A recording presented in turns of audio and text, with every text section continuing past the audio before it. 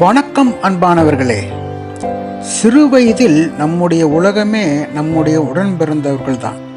சண்டை போட்டோம், சிரித்தோம், மீண்டும் சேர்ந்தோம். அப்போது தெரியவில்லை இந்த உறவுகள் தான் நம் வாழ்க்கையின் மிகப்பெரிய சொத்து என்று.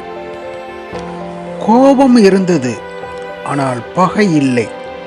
ஏனென்றால் இவர் என் உடன் பிறந்தவர் என்ற நம்பிக்கை இருந்தது. காலம் கடந்தது, திருமணம் வந்தது, தனித்தனி குடும்பங்கள் வந்தன, பொறுப்புகள் அதிகமானது, சின்ன மனஸ்தாபங்கள் கூட இடைவெளிகளாக மாறின. நமக்கு சொத்து வந்தது, பணம் வந்தது, கௌரவமும் ஈகோவும் கூடவே சேர்ந்து வந்தது. அப்போதுதான் புரியாமல் போனது, நாம் இழப்பது பணம் அல்ல, நம்முடைய உறவு. பெற்றோர்கள் இல்லாத நாளில் நம்மை உண்மையாக அறிந்தவர்கள் யார்? உடன் பிறந்தவர்கள்தான்.